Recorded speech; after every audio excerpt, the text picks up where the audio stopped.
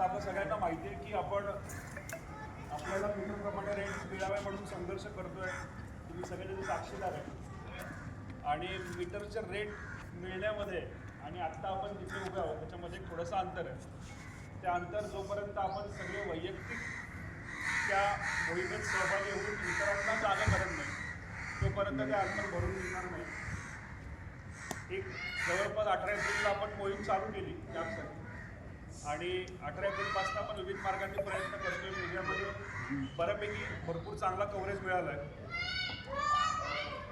नागरिकांमध्ये पण पॅसेंजर्समध्ये पण थोड्या प्रमाणामध्ये अवेअरनेस आहे. पण विषय राहिलेला आहे की संपूर्ण जे कॅब चालक आहेत ते कॅब चालक आत्तापर्यंत या मोहिमेशी जोडले गेलेले नाही. आपल्याला आपल्या प्रश्नाचं उत्तर माहिती आहे. प्रत्येकाला त्या प्रश्नाचं उत्तर माहिती आहे. जर का तुमच्या कॅबमध्ये बसताना प्रत्येक पॅसेंजरकडनं आपल्याला मीटरप्रमाणे दर हवे असतील, जर का प्रश्न हा असेल की कशा प्रकारे आपल्या कॅबमध्ये बसलेला प्रत्येक पॅसेंजर आपल्याला मीटर रेट देईल किंवा केव्हा देईल, याचं उत्तर काय? सगळ्यांना माहिती सगळं तो क्षण केव्हा येईल की प्रत्येक पॅसेंजर आपल्याला मीटर. आता बऱ्याचपैकी तुम्ही रिक्षामध्ये बघताय डोळ्यांनी की रिक्षात बसलेला जवळपास प्रत्येक पॅसेंजर रिक्षावाल्याला कुठल्याही ॲप असून मीटरचे पैसे देतो का रिक्षावाले?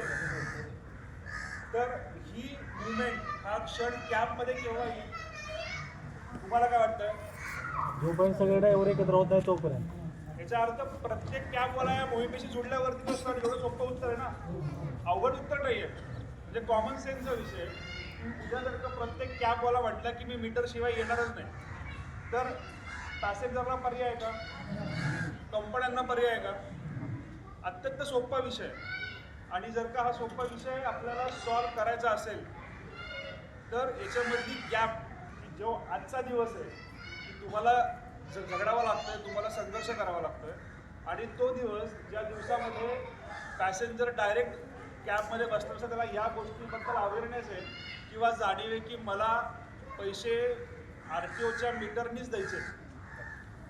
हा जो मधला गॅप आहे हा भरायला आपण इकडं जमलेलो, बरोबर आहे.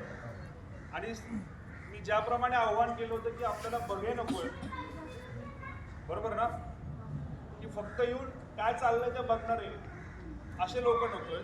ती लोक हवी आहेत की जी फक्त इथे चौकात भारत माता की जय म्हणत नाही, तर जेव्हा युद्ध येईल तेव्हा खरोखर लढाईला शिकवत असतात. त्याला आपण सैनिक म्हणतो, बरोबर आहे का? त्यामुळे यावेळेस बघे नकोय किंवा टीव्हीच्या चॅनल्सवरती ओरडणारे नको. आपण 2 दिवस तमाशा बघतोय, रावळपिंडी पे कब्जा, लाहोर पे कब्जा, असले सैनिक आपल्याला हवेत का? जर का आपल्याला त्या क्षणापर्यंत पोहोचायचं असेल तर आपल्याला जे लोक स्वतः त्यांना जाणीव आहे की आपण काहीतरी केल्याशिवाय ही मोहीम सॉल्व्ह होणार नाही, ही मोहीम संपणार नाही. घरात बसून फुकट काही भेटत नसतं. तुम्ही केलेल्या कामामुळे हजारो लोकांना फुकट मिळणार आहे, यात काय वाद नाही. पण ते कोणाला तरी करावंच लागणार आहे. आणि प्रत्येकजण म्हटलं की मी घरात बसून मला मीटरचं रेट नाही तर पण ते कोणाला मिळणार नाही, हे पण तेवढंच खरं आहे. स्वराज्य घरात बसून मिळालं नव्हतं. आज रस्त्यावरचा प्रत्येकजण म्हणतो की आमच्या वंशजांनी स्वराज्य मिळवून दिलं. म्हणतो ना, आमचे होते मावळे, माझा काका दादा. हे खरं नाही आहे. एवढ्याचे जर का वंशज महाराजांबरोबर लढले असते तर आपण जगावर राज्य केलं असतं, बरोबर आहे ना. काही ठराविक लोकांचे पण आज हवा प्रत्येकजण करतोय. तशा आपण जे काम करू त्यामुळे हवा प्रत्येकजण करेल, फायदा प्रत्येकाचा होईल. पण कोणाला तरी हे शिवधनुष्य पेलावं लागणार आहे. आणि सुदैवाने हे पेलणं आज काय खूप मोठा अवघड विषय नाही आहे. फक्त आपल्याला जनजागृती करायची.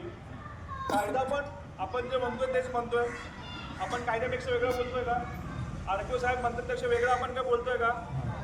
RTO साहेब जे बोलण्याचं व्हिडिओ रेकॉर्डिंग पण आहे, RTO साहेब पुढे पेपरला बातम्या पण आहेत, त्यांचं कोट आहे. त्यामुळं आपण जे बोलतोय ते RTO साहेबांपेक्षा वेगळं बोलतो असं नाही आहे. आपण जे बोलतो ते कंपन्यांपेक्षा वेगळं बोलतोय का? कागदपत्रावरती पण कंपन्या तेच बोलतात, प्रत्यक्षामध्ये ते करत नाही आहेत, पण कागदपत्रांवरती तेच करतायत. काय करतायत कंपन्या? काय म्हणतात? आम्ही कोण आहे? सास म्हणजे काय? Software as a service. 4 अक्षरी शब्द आहे SaaS. कंपन्यांचं म्हणणं जे मी ॲग्रीमेंट टाकत आता रॅपिडोचं उबेरचं टाकलं त्या सगळ्या कंपन्या म्हणतात की आम्ही सॉफ्टवेअर नावाची जी सर्व्हिस आहे ती तुम्हाला प्रोव्हाइड करणारी कंपनी आहे. आम्ही ट्रान्सपोर्ट कंपनी नाही, आम्ही ॲग्रिगेटर कंपनी नाही आणि त्यामुळे आम्हाला दर ठरवण्याचा अधिकार नाही. हे कंपन्यांनी लेखी आपल्याबरोबर ॲग्रीमेंट केले सगळ्यांबरोबर. तुम्ही जेव्हा ते ॲप ओपन करता, जेव्हा तुम्ही उबेरच्या ॲपमध्ये जाता तेव्हा तुम्हाला टर्म्स अँड कंडिशनमध्ये ते सॉफ्टवेअरचे टर्म्स अँड कंडिशन तुम्हाला दिसतात.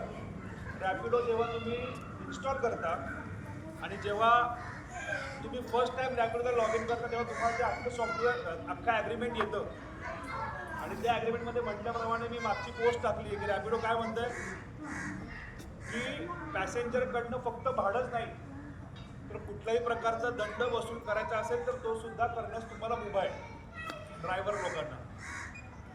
मी मनातलं बोलतोय का? नाही. तुम्ही ती पोस्ट बघितली आहे ना? आता आपण दंड वसूल करणार नाही कारण की ते आपल्या कायद्यात बसत नाही, ते आपल्याला नको पण आहे. पण आपल्याला RTO प्रमाणे दर घेण्याची मुभा स्वतः रॅपिडोचं ॲग्रीमेंट पण म्हणतोय, ओलाचं पण म्हणतोय. तर RTO साहेब म्हणतायत तेच आपण म्हणतोय,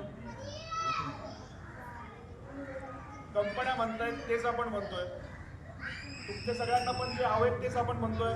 बरोबर आहे? वेगळं काय म्हणतोय का आपण? असं काय का की जे मी मांडण्याचा प्रयत्न करतो त्यापेक्षा वेगळं कोणतं काय तुम्हाला तरी बोलायचं आहे की आम्हाला मीटरची रेट नको आहे असं नाही आहे ना, किंवा वेगळं काही नाही आहे ना, सेमच आहे. तर या तिन्ही गोष्टी सगळ्या बाजूने